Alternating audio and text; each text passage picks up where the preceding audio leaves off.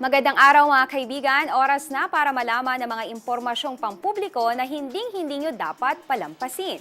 Mga katanungan sa paglilingkod bayan, bibigyang linaw at sasagutin. Ito ang programang tututok sa mga talakayan patungkol sa usaping pangserbisyo. Hatid namin yan dito sa Public Demand. Sa ngalan ng aking partner, Attorney Butch Hamon, ako po si Aizelyn David Manzon. Ngayong araw, dito sa Public Demand.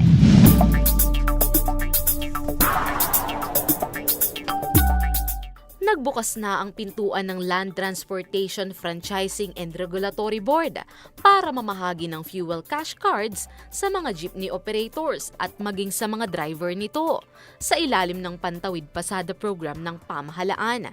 Isa itong paraan para makatulong sa namamasada ng PUJ at sa lahat ng mga operator. Kaya naman ngayong araw sa Public Demand, kasama ang LTFRB, tatalakayan ng mga usapin patungkol sa Pantawid Pasada program. Ngayong araw na ito para samahan tayo sa ating talakayan patungkol sa Pantawid Pasada program. Narito po ang kinatawan mula sa LTFRB, Land Transportation Franchising and Regulatory Board, si Ginoong Jess Sison, ang tumatayong hearing officer ng LTFRB Region 3. Magandang araw po sa inyo, sir, at welcome po sa Public Demand. Bati po kayo sa Magandang umaga din po sa inyo, ma'am. Magandang umaga po sa ating mga tagapakinig ng inyong programa. Sir Jess, maraming salamat po sa inyong oras at ito po pag-uusapan natin, ito pong tinatawag na Pantawid Pasada program. Pero bago yan, muli po natin bigyan ng ating pong mga manonood ng inyo pong mga impormasyon patungkol sa mandato po ng inyong ahensya. Ang LTFRB po, ito po yung ahensya ng gobyerno na nagre-regulate ng ating mga pampublikong sasakyan sa kalupaan. Ano? So, nandyan po ang mga jeepneys, buses, at iba pang mga pampublikong sasakyan. At ang LTFRB po ay mandated to ensure that the riding public has adequate, safe, convenient, environmental friendly, dependable land transportation service at reasonable rates. Okay. Kinakailangan ho yung pamasahe ay sapat.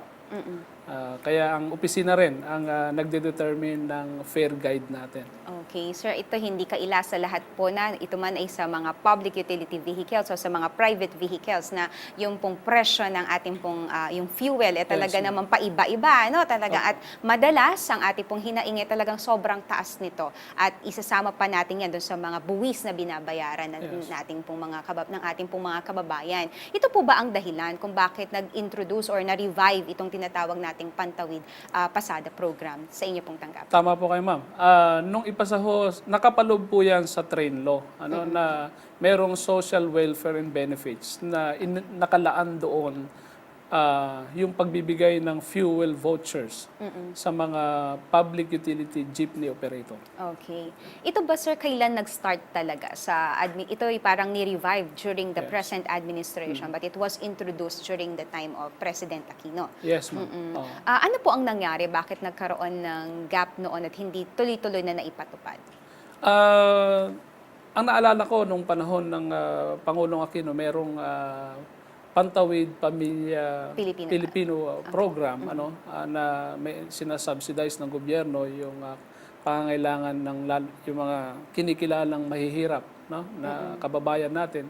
Ngayon sa pagkakataong ito, dito sa train law, ang intention nito ay to help the PUJ operators, especially the jeepneys, to cope up doon sa effect ng train law. Okay. So, nakapaloob din talaga ron specifically na mag-i-issue ng fuel vouchers. Okay. So, sa pagtutulungan ng DOTR, LTFRB, Department of Finance, Department of Budget and Management, nandyan ng Land Bank, mag-i-issue tayo ng Pantawid Pasada fuel cards. Fuel cards. Sa mga intended beneficiaries. Okay, itong may mga license Yes. and may Franchise. franchise po na mga PUJs. Sir, itong distribution itong ating mga tinatawag na fuel cards dito sa Central Luzon, kumusta na yung status natin? At magkano ba ang initial na laman nito? Ang laman ho nito ay 5,000. 5,000. At kinakailangan pong gamitin lang nila ito sa Mamasada. yung pupunta sila sa mga participating Gasoline station at doon na nila gagamitin sa pagkuha ng mga fuel and diesel nila. Okay. Hindi nila pwedeng gamitin to, hindi nila pwedeng i-encash ito o gamitin sa ibang bagay. Okay, oo. Kasi definite kaya tinawag na fuel subsidy, ano? Subsidy. Hindi po yan cash subsidy, ano, sir? So, dito sa Central Luzon, kailan nagsimula at so far, ilan na yung natin pong na-issuehan itong ating fuel cards? Nag-start ho tayo last year, 2018. And as of today, nasa above 60% na ho tayo sa distribution. Is this within the target, sir? Or medyo may mga lapses ba We are tayo? within the targets Within naman. the target. Oo. Last year, sir, nagkaroon ito ng issue, ano? Parang nagkaroon ng delay, tapos may mga ina-anticipate distribution pero hindi natuloy. Ano po yung naging problema? Totoo yun, nagkaroon ho ng pagbagal sa mga na-issue. Kasi nga ho, masusi rin naming tinitingnan na kinakailangan yung mga lehitimong beneficiary lang din na makakuha nito. Pero yung mga sunod na pagkakataon, medyo relax na natin yung rules natin dyan. Halimbawa, kinakailangan kasing personal ito dati, pupunta na personally yung operator, pero ngayon pinapayagan na ho natin yung kanilang representative. Provided na meron itong kaukulang special power of attorney. To claim. Yes, tapos yung mga original na ID at saka ORCR dala nila. Okay. Bali, sir, sino lahat ang makikinabang nito? PUJ lang? PUJ lang. And license with franchise na updated. Ano? Yes. So kapag meron kang ganon, pwede kang pumunta sa LTFRB o meron kayong mga distribution channels, sir, na pwedeng puntahan? Sa ngayon ho, Kung wala pang natatanggap, kasi nabanggit nyo 15,000 out of the 24,000 pa po, ano? Okay, so kung hindi pa siya, sir, nakakuha ng fuel cards, hindi pa niya na-enjoy, ano yung proseso para makapag-claim siya ng pasada card? tama ho kayo, ano? Ganun ho yung nangyari. Kinakailangan ho, yung prangkisa nila ay valid and existing. Hindi ito dismiss o kanselado. At kinakailangan lang nila, sa ngayon, nire-require natin na kahit through authorized representative, pwede na ito. Kinakailangan lang may SPA, dala yung original ID at saka original ORCR ng sasakyan. Do they need to activate this, sir? Or pakita mo lang, pwede ka nang refuel? Ina-activate pa rin yan. Okay. Doon sa parte ng LTFRB, pinoprocess namin yung dokumento. So may magsasubmit sila ng affidavit of undertaking. Okay. Na nandun yung terms and conditions ng paggamit ng fuel cards. Then after that, itatransmit namin ito sa Land Bank for the issuance of the cards. So yung Land Bank, tinitingnan niya rin. Mga second, din siya ron, Analysis or process. check analysis ng mga dokumento. Okay.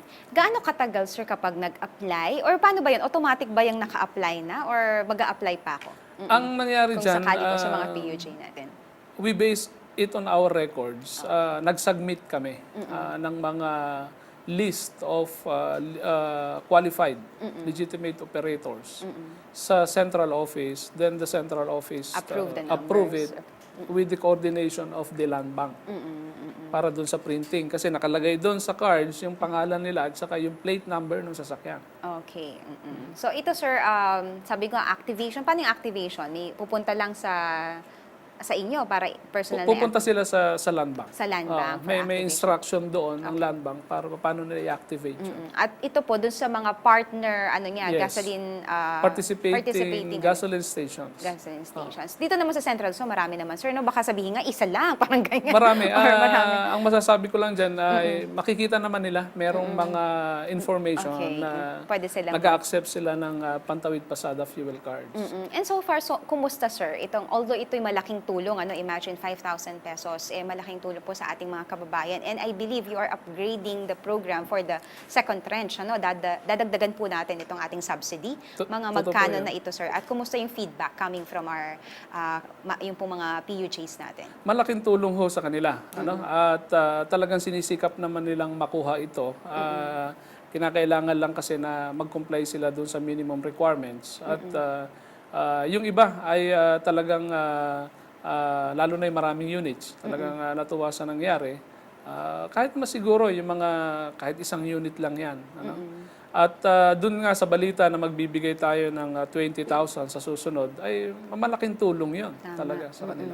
Okay po, ito'y malaki ang parang papupuntahan pa nitong ating pong mga kababayan with the help of LTFRB and other agencies. At ito naman, bound to continue, sir? Baka sabihin nila, baka patikim lang, tapos eventually ay mawawala din. If the program is okay, dire-diretso po tayo para dito. Pero sir, nabanggit nila that this Pantawid Pasada program is just a stopgap for as you prepare for the modernization program of our public utility vehicles. Is this true? Yes. Ang totoo niyan ay we are gearing towards modernization. At nandyan na yung mga we call this yung basihan. The laws, the policies, nandiyan na, nakalatag na. And all we need to do is to implement this program. At tama nga, in the meantime, nag-i-issue tayo ng Pantawid Pasada fuel cards dahil dun sa effect ng train law. Okay. Sir, may mga feedback tayo na although they are thankful, may mga sinasabi sila na parang alms pa rin naman ito, parang binibigay sa kanila, na posible daw pong magamit sa mga yun po, corruption or corrupt practices ng mga pamahalaan. Kasi in the past, parang isa ito dun sa mga issues kung bakit na-stop at in-improve natin. Ano po ang reaction nyo dito, sir? I don't think so. Given yung directive ni Presidente Duterte sa program niya sa anti-corruption, I don't think so. Ginagawa, alam ko lahat ng mga kawani ng gobyerno talagang sumusunod dyan sa mga programa na yan. Okay. Sir, may mga appeal yung ibang mga groups po na mga pumapasada natin na instead of this Pantawid Pasada program, bakit hindi na lang naglagyan ng cap yung mga fuels ng mga nagpapakarga? Like halimbawa, for gasoline, nasa 40 po yan per liter, 40 pesos per liter. Gawin daw 36 na lang yun sa kanila across the board dun sa mga PUJ. Ano po ang reaction ninyo, sir? This is another reaction coming from them out of the program. Siyempre, yung usapin na yan, yung siguro yung may paliwanag dyan ang Department of Energy, kung bakit hindi ganon. So, I think sa akin naman personally, malaking tulong na ito. Malaking tulong na ito. At kumpara sa mga nakaraan na programa, at ito naman talaga ay nakakarating sa kanila. Okay, sige. Sir, salamat po, Sir Jess. At sa ating pong pagbabalik, dadako na tayo sa mga katanungan ng ating mga kababayan sa tanong ng publiko. Dito pa rin yan sa Public Demand.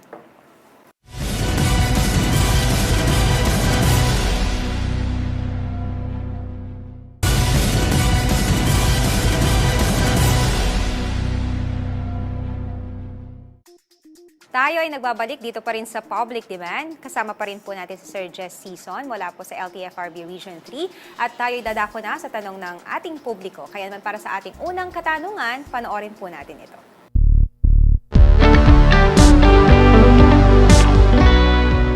Ako nga po pala si Maria Teresa Salonga from Santa Catalina, Lubao, Pampanga. Tanong ko lang po sana kung yung e-bike po na ginagamit ng karamihan pangpasada ay pinapayagan na po at kung pwede pa po ba yun?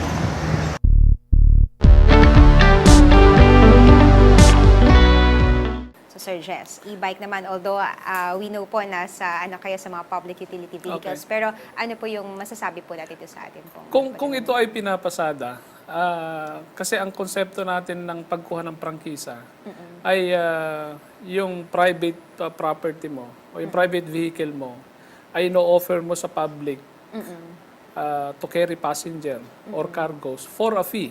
Nangongolekta ka ng bayad. Kinakailangan kumuha ka ng prangkisa. So, pag yan ay nakita namin sa daan na gano'n, may nagreklamo, kolorum yang matatawag. Okay. Whether e-bike yan or E-bike yan, or solar-operated mga cars. Di ba may mga kolorum nauuso yan na na rin. matatawag. Pero ito, sir, kung halimbawa for private naman, LTO naman ang kausap nila. Okay. Kinakailangan i-rehistro nila yan. At sang-ayon doon sa nakausap natin sa LTO, meron na sila inire-rehistrong mga vehicle powered by electric. Okay. So ito, kailangan magparehistro kung gagamitin yung pampasada. Are you open to that, sir, with e-bikes? Hindi, kahit ito ay private, kinakailangan, nagre-rehistro na sila. Kinakailangan meron lang Sa silang LTO. standard. Okay. At ang pagkakaalam ko, hindi yan pwedeng tumakbo sa highway. Tama. Sa mga inner roads lang yan. Pampasada, sir, pwede na rin ba? Hindi. Hindi pa. Kinakailangan mag-comply sila din sa standard. Kasi merong haba yan, ilan yung pwedeng isakay, ano po. So, Tsaka bago sila mamasada, dapat meron silang authorization from License. LTFRB.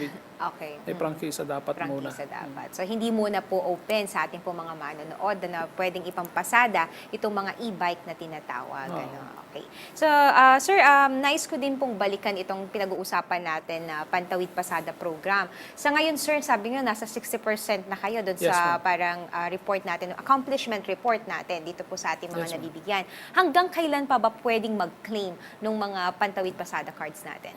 Yun po ang dahilan. Kaya po pinaunlakan namin ang mga interview na to dahil gusto naming manawagan sa mga nagmamayari ng pampublikong sasakyan, itong ating mga jeepney operators, na i-claim na nila itong Pantawid Pasada fuel card sa aming opisina dahil ang deadline na sinet natin dito ay hanggang February 28 na lamang. Pansamantala sa ngayon. Yun ang sinet natin. Okay, tsaka sayang naman po, kung syempre ito, kung mas maaga yung nakuha, mas magagamit nyo na po ito ngayon. Kaya naman, ito ba sir, compulsory? I mean, kapag hindi kinuha, anong mangyayari? Pwede ba itong ibigay sa iba? Ganyan po ba? Or forfeited na yung amount? Kasi we have budget for this program, allotted to a specific number of PUJs. Pero kung hindi kinuha, ano yung proseso nito? Voluntary naman ito. Kaya nga lang, gusto nga naming ipamigay dahil malaking itong tulong sa kanila. Ang nire-require namin ngayon, kung meron silang transaction sa office, nire-require namin na kuhanin nila yung kanilang fuel cards. Okay. Yun naman ay malaking bagay para sa kanila. Okay. Sir, ito daw, balikan ko lang yung e-bike, meron lang tayong dumating na isa pang tanong. Bakit daw ngayon parang dumadami yung mga nagnanais na pumasada using e-bike? Ito ba'y dahil sa yung may notion na hindi ko na kailangang i-rehistro? Or minsan ata, kahit yung driver, sir, wala mang license, E-bike, to drive? siguro, parang single na, siguro papasok yan dun sa kung namamasada siya tulad ng mga angkas. Sa ngayon wala pa tayong guidelines na tatanggap tayo ng prangkisa gamit ang e-bike. Okay.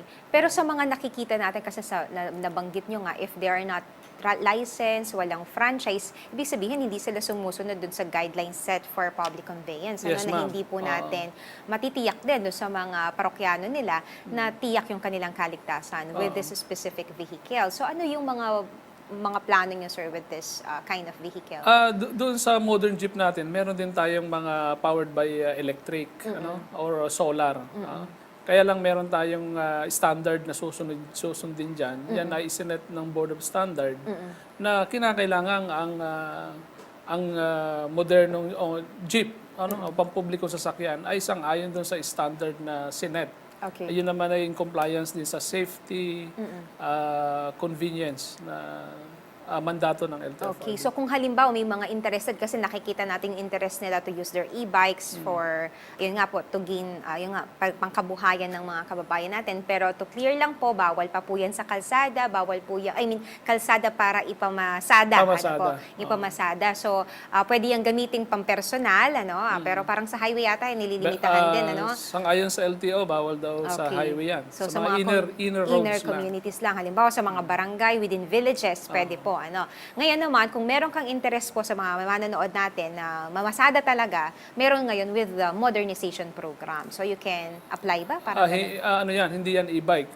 PUJ yan. PUJ Powered na, by okay. electric. Okay. Or merong tayong accredited supplier ng mga yan. Okay. Pwedeng solar or yung mga alternative fuels, better. Okay. Pagka ganun. So mas malaki, fuel efficient ito, malaki yung savings ng ating pong mga kababayan. So speaking of modernization program, kasi kanina pag-usapan natin, sir, na parang itong PPP natin, itatawid din tayo dito sa mas malaking programa pa ng mga ahensya ng gobyerno gearing towards the modernization of the public utility vehicle, specifically the PUJs. Kumusta na yung update natin with the modernization program?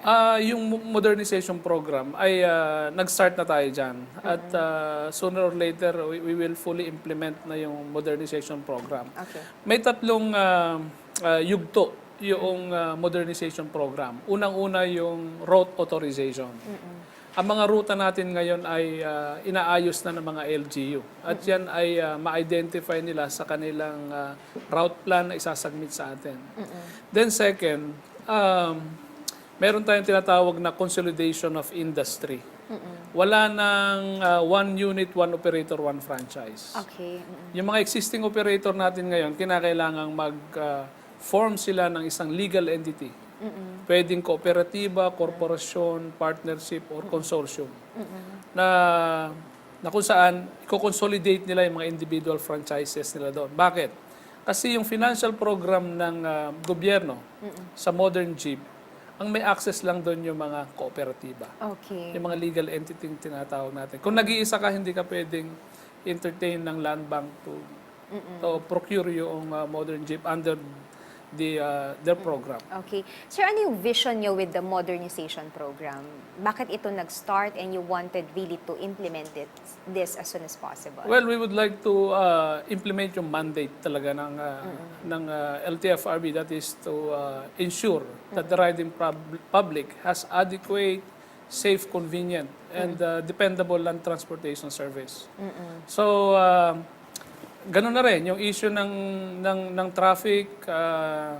Gusto nating hikayatin ang mga private vehicle owner na to patronize yung mga public utility vehicle because sooner or later we will improve the facilities ng mga public utility vehicles Okay, natin. na magiging preferred na po nila itong Yes. mga public utility vehicles, just like with other countries, na doon talagang parang ayaw mo na magdala ng pribadong sasakyan. You wanted to enjoy yung public transport kasi talaga namang may enjoy talaga yung convenience and everything. So with the modernization program, involved dito yung, ano yung unang thrust natin, sir? PUJ muna ba?